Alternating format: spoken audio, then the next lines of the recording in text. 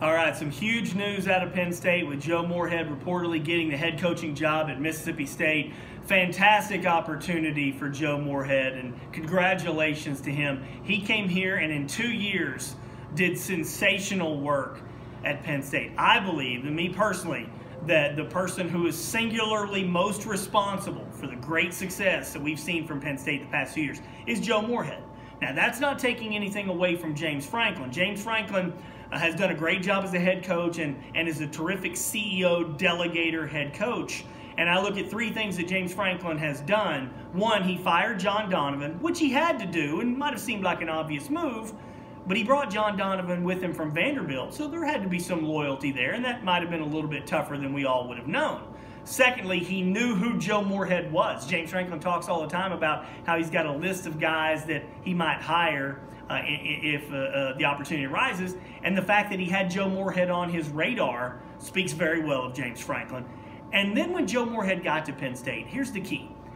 James Franklin let him do his job. He let Joe Moorhead be the head coach of the offense. He got out of the way. He let Joe Moorhead install his run-pass option, do the things he needed to do for that offense to be successful. And what we've seen over the past 2 years from Penn State's offense has been fantastic to watch. Under John Donovan, they were 110th in the country in scoring one year, 101st one year. It was terrible football. It made your eyes bleed. It was just horrendous offensive football. Joe Moorhead comes in, energizes Penn State's offense, utilizes the skill players, the really good skill players that he had, and helped turn Penn State into a Big Ten champion and a juggernaut offensively that could score a lot, score quickly. And that is what football is about in a lot of ways nowadays, folks. You got to be able to score. You got to be able, yes, defense wins championships, but a lot of these programs want dynamic offenses that are fun to watch. I give Joe Moorhead all the credit in the world for what he's done at Penn State. We knew his name would come up in connection with some coaching jobs. I'm a little surprised it came up in connection with Mississippi State and that he's getting the job, because Joe has no connections down south. He has no connections in Mississippi from what we know. He'll have to go there, learn the SEC, learn what it takes to be successful in the SEC West, and that's going to be difficult. He's done a great job as an offensive coordinator at Penn State, but it's going to be tough. It'd be tough for anybody to win in the SEC West. And so best wishes to him in doing that. But again, when you think about what the questions were with Penn State's offense when Joe got here versus what we've seen this year, they finished 7th in the country in scoring at 41.6 points per game. You got to give the guy all the credit in the world. So hats off to Joe Moorhead.